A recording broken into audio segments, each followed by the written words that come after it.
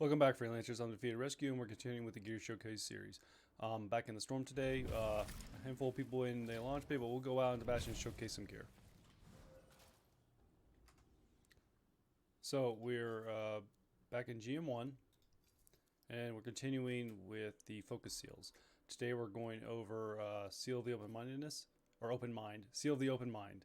I'm going to put on my lower damage one just to showcase the gear overall, but it's an upgraded shock burst, bouncing electric orb, seeks targets, and then the additional masterwork perk is the shock burst permanently gains an extra charge. It does about 8,000 damage. It's got a recharge of 6, which is pretty average compared to the other primer that we have in here. It's worse, but kind of like Rhyme doesn't really do as much damage.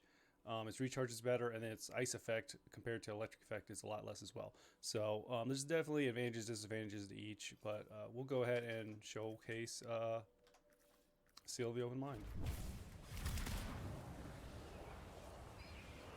So there's something in the description doesn't talk about that Seal of the Open Mind is able to do.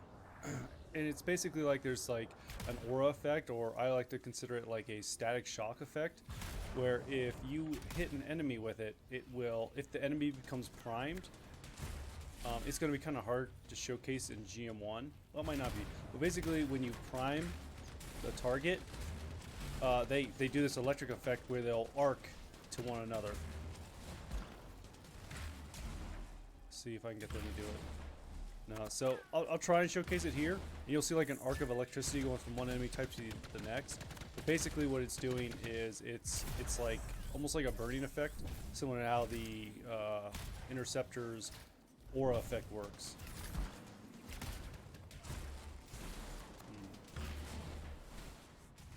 So it's pretty powerful in GM1. It's taking enemy general or red bar enemies down pretty easily. The only issue you're ever going to really run into this with is, and you really shouldn't because the Masterwork perk gives you an additional charge, is its charges, because it is a 6, so it's going to take a second to get some back. Let's see if we can...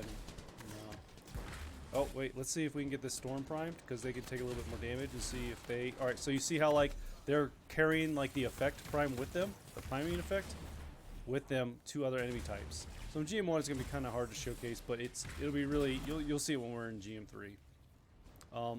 This does, because it's electric effect, it does really good against shields, but it doesn't do good against armored enemies. But you can see like they're shocking each other. Or so if you're using this against a lot of armored enemies, it's not going to be as viable. And as you can see, like they're electrocuting each other. But if you're going one-on-one with an armored enemy, this is going to be very hard to use as a DPS gear piece. Okay. So we'll let them ult, and then we'll go ahead and finish them off. So it takes down the shield pretty well. It's GM1, so I'm not having a lot of trouble with them, but as you can see, like that probably should have killed them, but because they're armored, electric effect or electric items do less effective against armored enemies. But we'll go into GM3 and kind of showcase it there as well. Okay, so we are in GM3. And we are still on, for the focus seal, we're still on Seal of the Open-Minded. I was going to switch over to this one that has a lot higher damage. It has 200 gear damage on it. I'm going to stick with this one. And then I'm also, I've got Hailstorm Renewal on here to help me kind of basically prime a bunch of enemies and do combos. Because realistically, if you come in here and look at this, as far as just trying to use Seal of Open-Minded, to detonate combos, you really only have two choices for detonators for gear slots. That is, there's Pondering Infinity, which is lightning based, and then there's also Eternal Skull, which is also lightning based. So you only have two detonators in the Blast Seal as an option as detonation, which pretty much makes your entire build electric, or at least majority of your build electric. The reason I'm going with Hailstorm Renewal and Seal of Open Mind, which are two primers, is because I'm using Searing Blast as my detonator, and then I've got the Lightning Rod, which is a weapon which I'm detonating with as well. And that way I'll be able to do combos and build up my ult pretty quickly. And they both have pretty good charge on them, so you shouldn't be seeing any crazy damage. And then the other reason that I don't want to use Pondering Infinity is because it's going to skew the damage numbers on Seal of Open Minded because they're both electric. the reason I came back to the Hollow 2 is because like enemy types like to group up here when they spawn in. So you can see it's doing a lot less damage to them, like not even a quarter. But they are primered, so I can come down here and detonate them real quick. Yeah, that was kind of wonky, but I'm trying to find a group of enemies that are kind of together. And then let me go ahead and take their shield down and see if I can get them to do the static blast effect. So as you can see, like, they're taking down each other's shield, and what you can do is pretty much just, now they're using that static effect on each other, kind of hurting one another. And as you can see, like, it reaches pretty far. So it's really interesting, as it can actually be used as crowd control. And then as you can see, like, these enemies are pretty much static affecting each other. So it's kind of weird that there's nothing in the description about this and doesn't say anything anywhere, but I mean, it is what it is.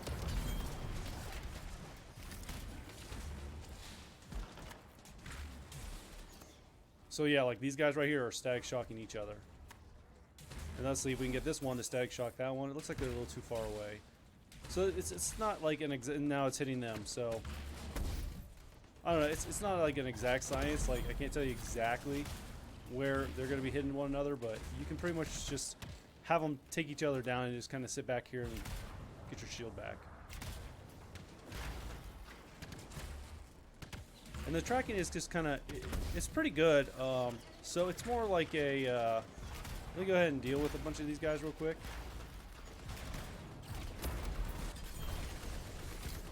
Okay, so the tracking is kind of unusual because see how like I threw it off the corner and then you can like use it to bank shot enemies because it has pretty good tracking. Oh, but if you throw it at a weird angle, it may not get them. So you just kind of have to be aware of what you're doing. But in general, it's not too bad. It actually works a lot like Relentless Pursuit, if you're familiar with the Ranger, where you can throw it on a wall and it'll bounce off that wall. And because it has that inherent tracking, it will try to come to an enemy type. So I could throw it like off whatever wall, and it's going to try to track to the nearest enemy type. So it's not too hard to use. There are some consistency issues, but I mean that's kind of, everything has a little bit of that. And then you can kind of see like as they're spawning in, like they're just shocking each other. So it's really kind of fun and interesting to use. So like I could just kind of leave that and then let them just static shock one another. Now I could use this as a legitimate primer, which I have been, but like I said, just because I don't want to. If I put Haunted Infinity or what was the other one? Eternal Scroll on. Now I have a complete electric build, which means not necessarily in here. Although if I did come up against an electric, I think this is an electric elementalist. I wouldn't be able to take their shield down. I would have a lot of issues with them in general. And then here's some armored enemies. You can see I'm doing like nothing to these armored enemies. Even the static shock that it's doing, or static electricity effect that they're getting from it, is not really doing anything at all. And that's because they're armored. So that's another thing of why I don't want to use too much of one status effect type or elemental type of damage, because then I've kind of made my build specific to that. So whereas I could probably take shields down very easily, I'm going to have a lot of trouble with the. So an even better version is if I go into a stronghold with like the monitor. They have a phase of where they basically are electric. It's like their last phase. And if I brought that build in there, I would be doing, I think, 75% less damage, because that's what their resistance would be at. I'm just going to go ahead and clear these guys out, and then we'll go one-on-one with the Ranger, because, yeah, it's pretty straightforward. I think the most significant takeaway with this is the electric effect on that static.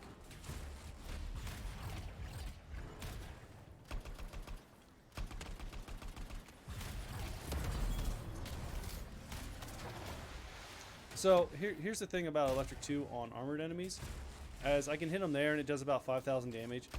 But if I set them on fire, you see how like they're just getting tons of damage. So that's the thing about armored enemies that you kind of need to realize is fire and acid is much more effective against them than electric is.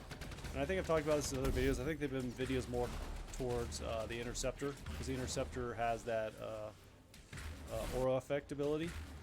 You kind of don't want to use those effects against armored enemies, or sorry, lightning effects. You want to use fire against them, and then you also want to use acid against them. All right, I think we got one more, and then we'll go one-on-one with the ranger. So like right here, they do in fact have the effect on them, but because there's no real enemy types around. All right, so now as you see, the ranger just walked up, so you can kind of get an idea of the range that they need to be to proc that. Okay, so we'll go on one with ranger. So it's taken away their shield, sort of okay, not too bad. It's still not a very powerful roll. It's got like little to no additional damage. But now I've got, and here's the thing too about these rangers. You have to get them down to about 50% health to prime them.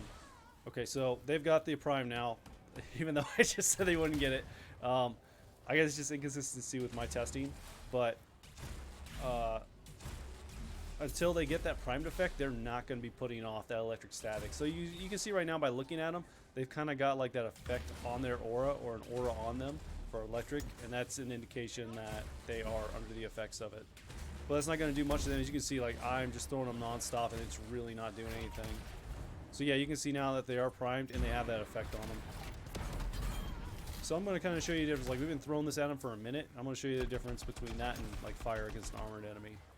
So as you can see right now, I'm not doing anything to them, and they are losing tons of health. Like they've actually probably lost more health now than what I've wasted in like the last minute. I'm just going to go ahead and finish them off though.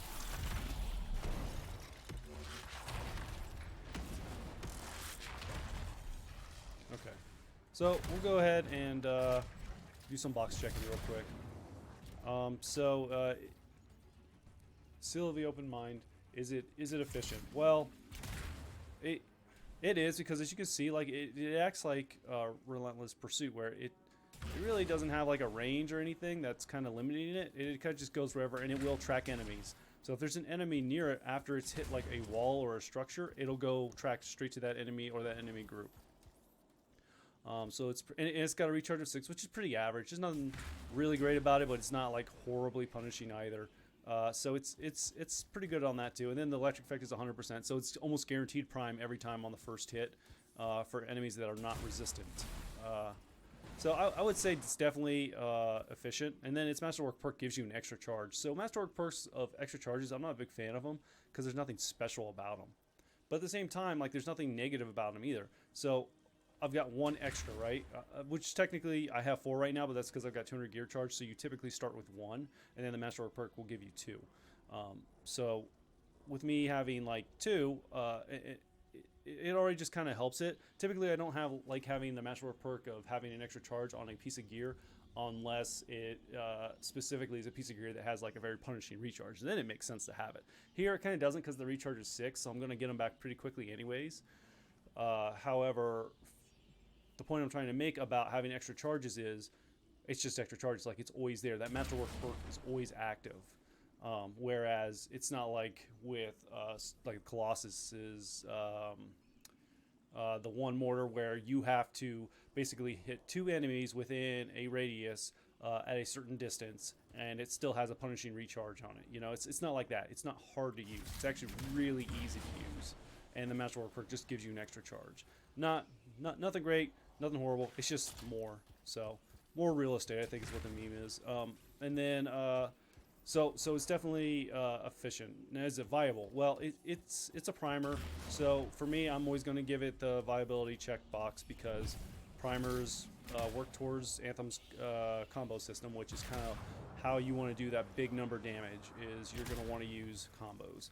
There are some niche builds out there that are able to do tons of damage without doing combos. But I don't feel like the Storm really has. I think the Storm only has one of those builds realistically, but I could be wrong. There could be other builds running around. But as far as viability goes, like let's compare it to the gear in its own slot. Realistically, primer-wise, you're only going to have Chaotic Rhine, which it's not going to be for DPS, right? They both do pretty much the same thing. They just use different effects. They're both primers.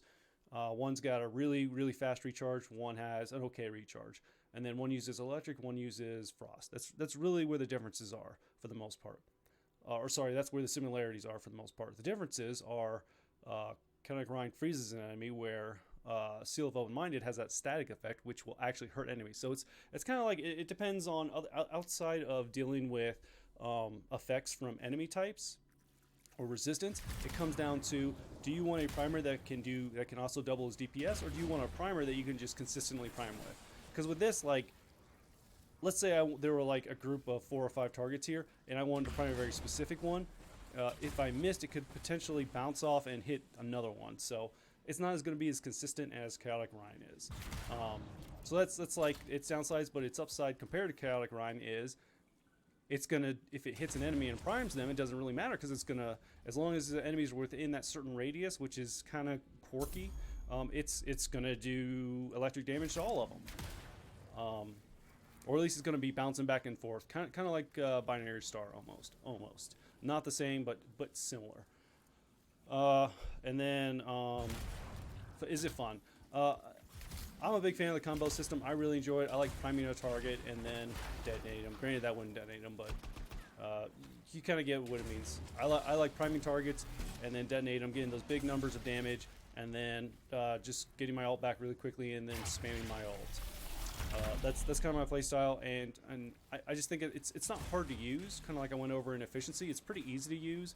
It's not consistent, but it's easy. So that to me is fun. If I don't have to like spend a lot of time and effort kind of positioning myself around cover and trying to hit a certain target from a certain distance, or I have to be a certain proximity to them to affect them, you know, like things like that. If I don't have to worry about that, I'm going to end up having fun with it. I'm not even really using this build in the way it's supposed to, because I'm using 2 primers as my gear slots, so, and I'm still having enjoyments with it, so, but your mileage could vary. For me, I'm going to give it the thumbs up. I wouldn't say spend too much coin on this. I'd say if you get one in a drop or something, that's probably the best bet. You could, if you really want one, to spend some coin on in the regulator store. I wouldn't recommend like going for god rolls or anything, because there's really, I mean, other than like the max rolls all around, I just don't think having a lot of charges or having a lot of damage is going to be prioritized over one or the other. It's really going to depend on the build that you're trying to make with it. And that's the thing too, is you don't have to make a build around it. You can just add it to a build.